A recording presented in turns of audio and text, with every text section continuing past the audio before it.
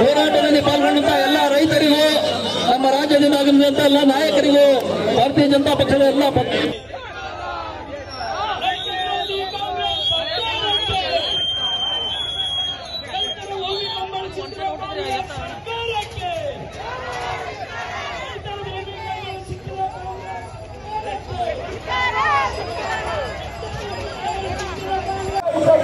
ರಾಜ್ಯ ಸರ್ಕಾರಕ್ಕೆ ಧಿಕ್ಕಾರ, ಧಿಕ್ಕಾರ.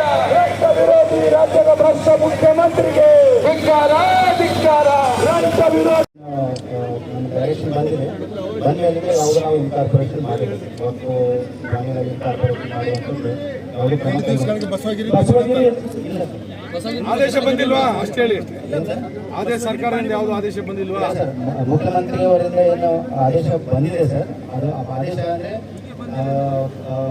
ಬಂದ ಮೇಲಿಂದ ಯಾವುದು ನಾವು ಏನು ಅಂತ ಮುಖ್ಯಮಂತ್ರಿಗಳ ಆದೇಶ ಏನು, ಆಮೇಲೆ ಅದನ್ನ ಇನ್ಕಾರ್ಪೊರೇಷನ್ ಆಗಿದ್ದನ್ನ ಡಿಲೀಟ್ ಮಾಡಲಿಕ್ಕೆ ಯಾವ ರೀತಿ ಆದೇಶ ಬಂದಿದೆ ಬಂದಿಲ್ಲ ಅನ್ನೋದನ್ನ ಸ್ಪಷ್ಟವಾಗಿ ಪಡಿಸಿದ್ದಾರೆ.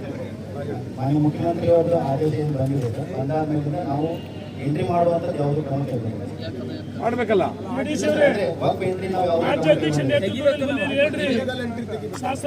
ಅದನ್ನ ಹೇಳ್ತಾ ಸಾವಿರಾರು ಸಂಖ್ಯೆಯಲ್ಲಿ ಇದೆ ಹಿಂದೆ. ಅದನ್ನೇ ಹೇಳ್ತಾ ಇದ್ದೀವಿ ಸರ್.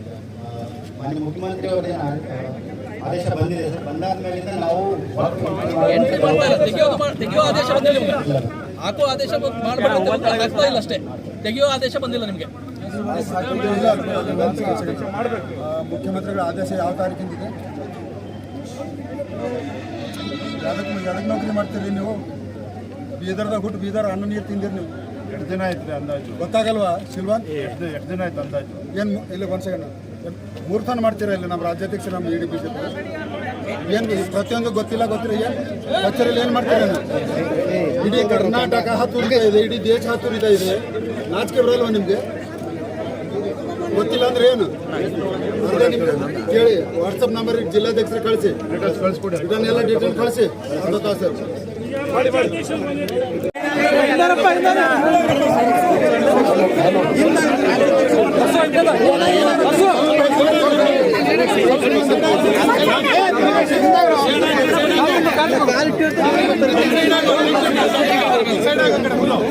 ಒಂದು ನಿಮಿಷ ಸರ್.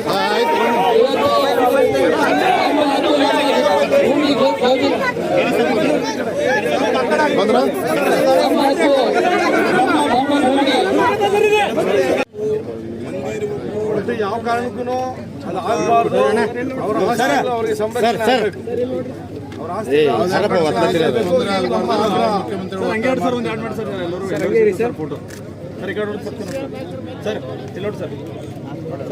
ನಮ್ಮ ಹೋರಾಟಕ್ಕೆ ನಮ್ಮ ಭೂಮಿ, ನಮ್ಮ ಭೂಮಿ,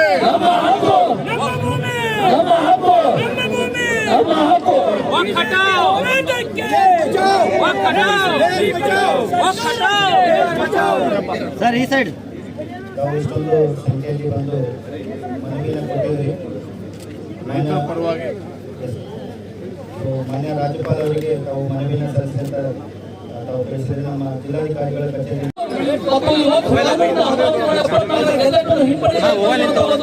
ಮನವಿ ಪತ್ರವನ್ನು ಸಲ್ಲಿಸ್ತಾ ಇದ್ವಿ. ರಾಜ್ಯಾಧ್ಯಕ್ಷರು ಆ ಮನವಿ ಪತ್ರವನ್ನು ನಮ್ಮ ಎಡಿಸಿ ಅವರಿಗೆ ಸಲ್ಲಿಸ್ತಾ ಇದ್ದಾರೆ. ಅದನ್ನು ಆದಷ್ಟು ಸೀದಾ ಡಿಸಿ ಅವರು ನಮ್ಮ ಕಚೇರಿಯ ಮುಖಾಂತರ ರಾಜ್ಯಪಾಲರಿಗೆ ತಲುಪಿಸಬೇಕು ಅಂತ ನೋಟಿಸ್ ಕೊಟ್ಟಿದ್ವಿ. ಅಷ್ಟು ಜನ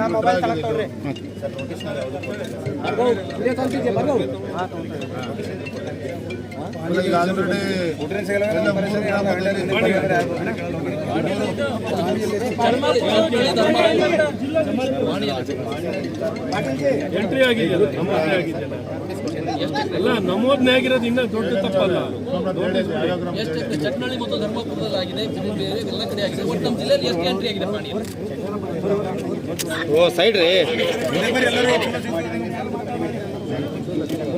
ನಮ್ಮ ಜಿಲ್ಲೆಗೆ ಎಷ್ಟಾಗಿದೆ?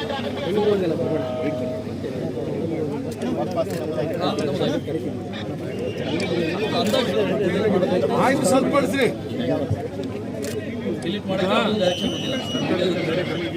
ಸಿದ್ದರಾಮಯ್ಯ ಅವರು ಕಡೆ ಹೇಳ್ತಾರೆ ನಾವು ನೋಟಿಸ್ ವಾಪಸ್ ತಗೊಳ್ತೀವಿ, ನೋಟಿಸ್ ವಾಪಸ್ ತಗೊಳ್ತೀವಿ ಮತ್ತೆ ಡಿಲೀಟ್ ಮಾಡ್ತೀವಿ ಅಂತ ಹೇಳಿ ಈ ರಾಜ್ಯದ ಮುಖ್ಯಮಂತ್ರಿ ಹೇಳಿದ್ರು ಕೂಡ ಇವತ್ತು ಎಡಿಸಿ ಅವರು ಮೀಡಿಯಾ ಮುಂದೆ ಹೇಳ್ತಾ ಇದ್ದಾರೆ. ಇಲ್ಲಿವರೆಗೆ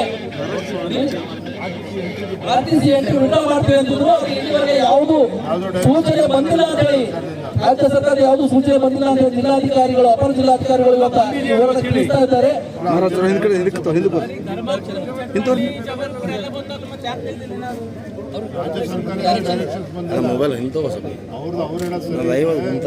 ಮುಖ್ಯಮಂತ್ರಿಗಳು ಸುಳ್ಳು ಹೇಳ್ತಿದ್ದಾರೆ. ಮುಖ್ಯಮಂತ್ರಿಗಳು ಸುಳ್ಳು ಹೇಳ್ತಾರೆ. ಇವ್ರಿಗೆ ಯಾವುದು ಡೈರೆಕ್ಷನ್ ಮಾಡಿಲ್ಲ. ಮುಖ್ಯಮಂತ್ರಿಗಳು ಮೀಡಿಯಾ ಸುಳ್ಳು ಹೇಳ್ತಾ ಇದ್ದಾರೆ. ನಾವು ಡೈರೆಕ್ಷನ್ ಕೊಟ್ಟಿದ್ದೀವಿ. ರೈತರಿಂದ ನಿಮ್ಗೆ ಅಹವಾಲುಗಳು ಬಂದಿದೆ, ಅರ್ಜಿಗಳು ಬಂದಿದೆ ಅಂತಾರೆ. ರಾಜಕೀಯ ಕಾಂಗ್ರೆಸ್ ಸರ್ಕಾರಕ್ಕೆ ಹೋರಾಟಕ್ಕೆ PY ವಿಜೇಂದ್ರ ಅವರ ನೇತೃತ್ವದ ಹೋರಾಟಕ್ಕೆ ಭಾರತ್ ಮಾತಾ ಕಿ ರೈತ ವಿರೋಧಿ ಭ್ರಷ್ಟ ಮುಖ್ಯಮಂತ್ರಿ ಸಿದ್ದರಾಮಯ್ಯಗೆ ರೈತ ವಿರೋಧಿ ಜಮೀರ್ ಅಹ್ಮದ್ ಖಾನ್ಗೆ ಭಾರತೀಯ ಜನತಾ ಪಕ್ಷದ ಹೋರಾಟಕ್ಕೆ ಎಲ್ಲಿಯವರೆಗೆ ಹೋರಾಟ? ಕಳೆದ 2-3 ಶುರುಮಾಣ ಕಳೆದ 2-3 ತಿಂಗಳುಗಳಿಂದ ರಾಜ್ಯದಲ್ಲಿ ಏನು ರೈತರು 40-50 ವರ್ಷಗಳಿಂದ ಒಕ್ಕಲನ್ನ ಮಾಡ್ಕೊಂಡು ಬರ್ತಾ ಇದ್ರು. ಆ ರೈತರಿಗೆ ವಕ್ಫ್ ಮುಖೇನ ಒಂದು ನೋಟಿಸ್ ಅನ್ನ ಕೊಡ್ತಕ್ಕಂಥ ಕೆಲಸ ರಾಜ್ಯ ಸರ್ಕಾರದ ಕುಮ್ಮಕ್ಕಿನಿಂದ ಆಗ್ತಾ ಇದೆ. ಏನು ರೈತರು ನೋಟಿಸ್ ಅನ್ನ ತೆಗೆದುಕೊಂಡಿದ್ದಾರೆ, ಇವತ್ತು ಭಯಭೀತರಾಗಿದ್ದಾರೆ, ಇವತ್ತು ಬೀದಿಗೆ ತರ್ತಕ್ಕಂಥ ಕೆಲಸ ರಾಜ್ಯ ಸರ್ಕಾರದ ಕುಮ್ಮಕ್ಕಿನಿಂದ ಆಗ್ತಾ ಇದೆ. ಭಾರತೀಯ ಜನತಾ ಪಾರ್ಟಿ ಇವತ್ತೇನೋ ವಕ್ಫನ್ನ ಮುಂದೆ ಇಟ್ಕೊಂಡು ರೈತರುಗಳಿಗೆ, ಮಠಮಾನ್ಯಗಳಿಗೆ, ದೇವಸ್ಥಾನಗಳಿಗೂ ಕೂಡ ನೋಟಿಸ್ ಅನ್ನ ಕೊಟ್ಟು ಆತಂಕದಲ್ಲಿದ್ದಾರೆ. ಇದರ ಪರವಾಗಿ ರಾಜ್ಯ ಸರ್ಕಾರ ನೋಟಿಸ್ ಅನ್ನು ಕೊಡಿಸ್ತಾ ಇದೆ. ಇದರ ವಿರುದ್ಧ ನಾವು ಹೋರಾಟವನ್ನ ಮಾಡ್ತಾ ಇದ್ದೇವೆ. ಭಾರತೀಯ ಜನತಾ ಪಾರ್ಟಿ ಎಲ್ಲ ಜಿಲ್ಲಾ ಕೇಂದ್ರಗಳಲ್ಲೂ ಕೂಡ ಹೋರಾಟವನ್ನು ಮಾಡಿದ್ದೇವೆ. ಇತ್ತೀಚೆಗೆ ನಮ್ಮ ಕೇಂದ್ರದ ಏನು ಸಬ್ ಕಮಿಟಿನೂ ಕೂಡ ಬಂದಿತ್ತು, ಚೇರ್ಮನ್ ಕೂಡ ಬಂದಿದ್ದು, ಸದಸ್ಯರೆಲ್ಲ ಬಂದಿದ್ರು. ನರೇಂದ್ರ ಮೋದಿಜಿಯವರ ಅಪೇಕ್ಷೆ ಇರ್ತಕ್ಕಂಥದ್ದು ಕರ್ನಾಟಕ ರಾಜ್ಯವೂ ಕೂಡ ಒಳಗೊಂಡಂತೆ ಇಡೀ ದೇಶದಲ್ಲಿ ವಕ್ಫ್ ಹೆಸರನ್ನು ಹೇಳಿಕೊಂಡು ರೈತರನ್ನ ಒಕ್ಕಲೆಬ್ಬಿಸುವ ಕೆಲಸ ಏನು ಆಗಬಾರ್ದು, ರೈತರು ಬೀದಿಗೆ ತರ್ತಕ್ಕಂಥ ಕೆಲಸ ಆಗಬಾರ್ದು, ಯಾರಿಗೂ ಕೂಡ ಅನ್ಯಾಯ ಆಗಬಾರ್ದು ಅಂತ ಹೇಳಿ ಆ ವಕ್ಫ್ ವಿಚಾರವಾಗಿ ಒಂದು ಪಾರ್ಲಿಮೆಂಟರಿ ಕಮಿಟಿನೂ ಕೂಡ ಮಾಡಿದ್ದಾರೆ. ಅದರಲ್ಲಿ ತಿದ್ದುಪಡಿ ತರಬೇಕು ಅಂತೇಳಿ ಇವತ್ತು ಸಮಗ್ರವಾಗಿ ಚರ್ಚೆನೂ ಕೂಡ ನಡೀತಾ ಇದೆ. ಇಂಥ ಸಂದರ್ಭದಲ್ಲಿ ರಾಜ್ಯ ಸರ್ಕಾರ ಇಂಥ ಹೇಯ ಕೃತ್ಯಕ್ಕೆ ಇಳಿದಿರ್ತಕ್ಕಂಥದ್ದು ಖಂಡನೀಯ. ಹಾಗಾಗಿ ನಾವು ರಾಜ್ಯದ ರೈತರ ಪರವಾಗಿದ್ದೇವೆ. ಇದು ವಕ್ಫ್ ಹೆಸರು ಹೇಳ್ಕೊಂಡು ಇವತ್ತು ಮಠಮಾನ್ಯಗಳಿಗೆ ನೋಟಿಸ್ ಕೊಟ್ಟು ಯಾವುದೇ ಒಂದು ವಿಚಾರವಾಗಿ ನಾವು ರೈತರ ಪರವಾಗಿದ್ದೇವೆ ಅನ್ನೋದನ್ನು ನಾವು ಸ್ಪಷ್ಟವಾಗಿ ಹಲವಾರು ಬಾರಿ ಹೇಳಿದ್ದೇವೆ. ಈ ನಿಟ್ಟಿನಲ್ಲಿ ಇವತ್ತು ಬೀದರ್ ಜಿಲ್ಲೆ ಮುಗಿಸ್ಕೊಂಡು ಗುಲ್ಬರ್ಗ ಪ್ರವಾಸಕ್ಕೂ ಕೂಡ ನಾನು, ನಮ್ಮ ಮಾಜಿ ಉಪಮುಖ್ಯಮಂತ್ರಿಗಳಾಗಿರ್ತಕ್ಕಂಥ ಅಶ್ವಥ್ ನಾರಾಯಣ್ ಅವರು, ನಮ್ಮ ಹಿಂದೆ ಮಾಜಿ ಸಚಿವರಾಗಿರ್ತಕ್ಕಂಥ ಬೈರ್ತಿ ಬಸವರಾಜ್ ಅವರು, ರೇಣುಕಸ್ವಾಮಿ ಅವರು, ಅದೇ ರೀತಿ ನಮ್ಮ ಮಾಜಿ ಸಂಸದ ಇರ್ತಕ್ಕಂಥ ಕೇಂದ್ರ ಸಚಿವರು ಭಗವಂತ್ ಖೂಬಾ ಅವರು, ನಮ್ಮೆಲ್ಲ ಶಾಸಕ ಮಿತ್ರ ಇರ್ತಕ್ಕಂಥ ಶೈಲೇಂದ್ರ ಬೆಳದಾಳೆ, ಸಿದ್ದು ಪಾಟೀಲ್ ಅವರು, ಮತ್ತಿಮೋಡ್ ಅವರು, ನಮ್ಮ ಎಲ್ಲ ಪಕ್ಷದ ಮುಖಂಡರು ಇವತ್ತು ಬೀದರ್ ಜಿಲ್ಲೆಗೆ ಭೇಟಿಯನ್ನು ನೀಡಿದ್ದೇವೆ. ಬಿಜೆಪಿ ಎಲ್ಲವೂ ಸರಿ ಇಲ್ಲ ಅಂತ ಈಗ ಒಂದೇ ಹೋರಾಟಕ್ಕೆ 2 ಬಣಗಳು ಆಗಿದೆ. ಯಾವ ಬಣವೂ ಏನಿಲ್ಲ. ಕೆಲವರು ರೈತರ ಪರವಾಗಿ ಹೋರಾಟವನ್ನು ಮಾಡಿರ್ತಕ್ಕಂಥದ್ದು ಸತ್ಯ. ಅದ್ರ ಬಗ್ಗೆ ನಮ್ದೇನು ತಕರಾರಿಲ್ಲ. ಹಿಂದೂ ಕೂಡ ಹೇಳಿದ್ದೇನೆ, ಯಾರೇ ಕೂಡ ರೈತರ ಪರವಾಗಿ ಹೋರಾಟವನ್ನು ಮಾಡ್ತಾರೆ, ರೈತರ ಜಮೀನನ್ನು ಕಿತ್ಕೊಳ್ತಕ್ಕಂಥ ಕೆಲಸ ಸರ್ಕಾರ ಏನು ಮಾಡಕ್ಕೆ ಹೊರಟಿದೆ, ಅದ್ರ ಪರವಾಗಿ ಯಾರೇ ಹೋರಾಟ ಮಾಡಿದ್ರು ಕೂಡ ನಾವು ಸ್ವಾಗತವನ್ನು ಮಾಡ್ತೀವಿ. ಬೇರೆ ಕೇಳಪ್ಪ ಇಲ್ಲ, ಇವತ್ತು ನಾವು ಬಂದಿರೋದು ರೈತರ ಪರವಾಗಿ ನಾವು ಬಂದಿದ್ದೇವೆ. ಈ ವಿಚಾರ ನಾವು ಮಾತಾಡಿದ್ದೇವೆ. ದಾವಣಗೆರೆ ಚುನಾವಣೆಯಲ್ಲಿ ಬಿಜೆಪಿ ಸೋಲಿಗೆ ಅದೆಲ್ಲ ಹಳೆ ವಿಚಾರ ಬಿಡಪ್ಪ, ಈಗೆಲ್ಲ ಬೇಡ ಅವೆಲ್ಲ.